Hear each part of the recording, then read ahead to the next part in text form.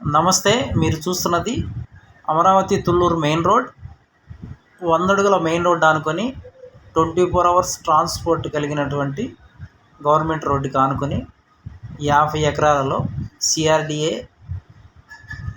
Gated community venture open plots అమ్మకానికి రెడీగా ఉన్నాయి. సైట్ చాలా వేగంగా డెవలప్మెంట్ జరుగుతూ ఉన్నది. అన్ని 40 అడుగుల సీసీ రోడ్లు, drainage, electricity, compound wall, entrance arch,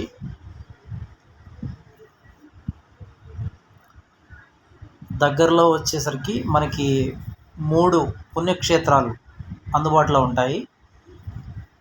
Venkatayapalem Venkateswara Swamy temple, Anantavaram Venkateswara Swamy temple, Vaikunthapuram Venkateswara Swamy temple, Amaralingeswara Swamy Amaravati temple. వీటికి చాలా దగ్గరగా ఎటు చూసినా 3 కిలోమీటర్ల దూరం రేడియేషన్లో మన వెంచర్ ఉంటుంది. క్యాపిటల్కి 2 కిలోమీటర్ల దూరంలో ఉంటుంది. మెయిన్ రోడ్ ఆనుకొని ఉంటుంది. సీడ్ యాక్సెస్ రోడ్ నంబర్ 3 అనే రోడ్డు మన వెంచర్కి 1 కిలోమీటర్ దూరంలో వెళుతూ ఉంటుంది. సీడ్ యాక్సెస్ రోడ్ నెంబర్ 5 అనే రోడ్డు 3 కిలోమీటర్ల దూరంలో వెళుతూ ఉంటుంది. కృష్ణా రివర్ అంతా కూడా టూరిజంగా, స్పోర్ట్స్ సిటీగా డెవలప్ చేయాలని గవర్నమెంట్ చూస్తున్నది. పెదమద్దూరు హిల్స్ కొండల్ని 5 స్టార్ హోటల్స్, పార్కుల కింద గవర్నమెంట్ డెవలప్మెంట్కి వేరే వాళ్ళకి ఇచ్చేశారు. ఇక్కడ నుండి విజయవాడ 20 కిలోమీటర్లు ఉంటుంది. ఇక్కడ ఐకానిక్ బ్రిడ్జెస్ కట్టబోతున్నారు. ఇవి కట్టిన తర్వాత టూరిజంగా చాలా డిమాండ్ ఉంటుంది ఈ ఏరియాకి. రీసేల్ వాల్యూ కూడా బాగానే ఉంటుంది. ఫుల్ గ్రౌండ్ వాటరు, పొల్యూషన్ అనేటువంటిదే ఉండదు. ఇక్కడ గెస్ట్ హౌస్ కట్టుకోవచ్చు, ఇండిపెండెంట్ ఇల్లు కట్టుకోవచ్చు. రేపు ఈ ఏరియా వచ్చేసరికి రాజధాని నడిబొడ్డులో ఉన్నట్టే ఉంటుంది. ఇన్నర్ రింగ్ రోడ్డుకి చాలా దగ్గరగా ఉంటుంది. క్యాపిటల్కి కూడా దగ్గరగానే ఉంటుంది. రాజధాని అమరావతిలో మరో కీలక నిర్మాణానికి ముందడుగు పడింది. పరిపాలనా నగరంలో ప్రవాసాంధ్రుల ఐకానిక్ భవన నిర్మాణం మొదటి దశకు ఏపీ ఎన్ఆర్టీ సొసైటీ టెండర్లు పిలిచింది. టెండరు దాఖలుకు ఈ నెల 10వ తేదీ వరకు గడువిచ్చింది.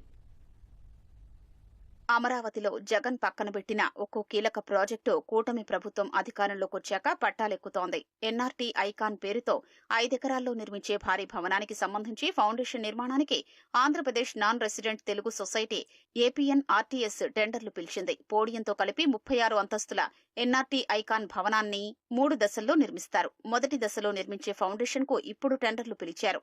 తదుపరి బిల్డింగ్ సూపర్ స్ట్రక్చర్ కు, ఆ తరువాత బయటకు కనిపించే భాగానికి టెండర్లు పిలిచి నిర్మాణం చేపట్టనున్నారు.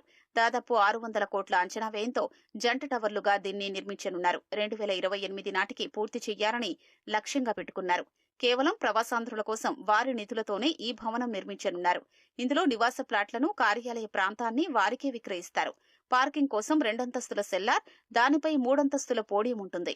దానిపై 33 అంతస్తుల్లో భవనం నిర్మిస్తారు. 2 టవర్లలోనూ ఒక్కో దానిలో 29 అంతస్తులు ఉంటాయి.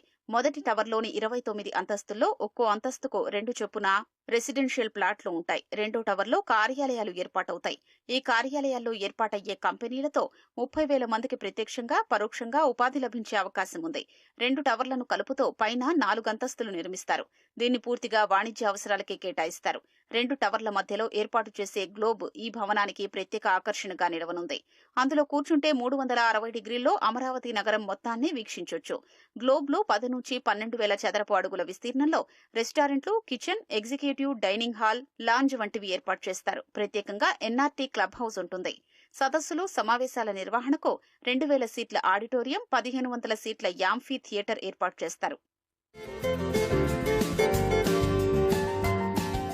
2014-19 మధ్య ఎన్ఆర్టీ ఐకాన్ భవనానికి నాటి సీఎం చంద్రబాబు శంకుస్థాపన కూడా చేశారు.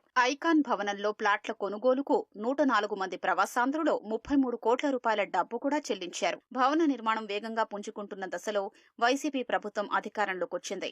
అమరావతిపై కత్తిగట్టిన జగన్ ఏపీ ఎన్ఆర్టీ భవనాన్ని మూలన పడేశారు. కూటమి ప్రభుత్వం అధికారంలోకి రావడంతో న్యాయపరమైన సమస్యలన్నీ అధిగమించి ఈ భవన నిర్మాణానికి మార్గం సుగమం చేసింది. రాజధాని అమరావతి నిర్మాణంలో కీలక అడుగు పడింది. ప్రపంచ బ్యాంకు నుంచి తొలి విడత రుణం కింద 3,535 కోట్లు విడుదలయ్యాయి. ఈ నిధులు ఏపీ ప్రభుత్వ ఖాతాలో జమయ్యాయి. తాజాగా ప్రపంచ బ్యాంకు నిధులు విడుదల చేయడంతో త్వరలో ఆసియన్ డెవలప్మెంట్ బ్యాంక్ నుంచి కూడా మొదటి విడత రుణం విడుదలయ్యే అవకాశాలు ఉన్నాయి.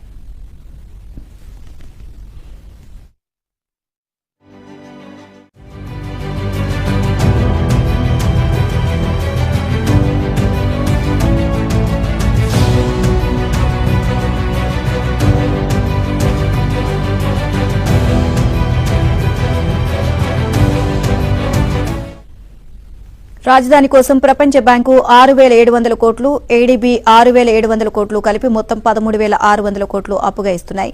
మరో 1,400 కోట్లను కేంద్రం ఏపీకి ప్రత్యేక సాయంగా అందిస్తోంది. ఈ నిధులను ఏపీ రుణ పరిమితిలో లెక్కించకూడదు అని కేంద్రం నిర్ణయించింది. హడ్కో నుంచి 11,000 కోట్ల రుణ సమీకరణకు ప్రభుత్వం అన్ని ఏర్పాట్లు చేసింది. దానికి సంబంధించి అనుమతి లేఖ కూడా ఏపీకి వచ్చింది.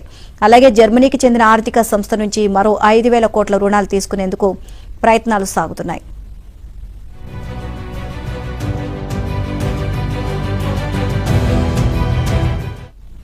అమరావతి నిర్మాణం కోసం ప్రపంచ బ్యాంకు ఏడీబీ రుణాన్ని గత ఏడాది డిసెంబర్లోనే ఆమోదించాయి. దీనిలో భాగంగా ఈ ఏడాది జనవరిలోనే ప్రపంచ బ్యాంకు నుంచి మొదటి విడత అప్పు విడుదల కావాల్సి ఉంది. అయితే ఈ ప్రాంతం రాజధానిగా పనికిరాదని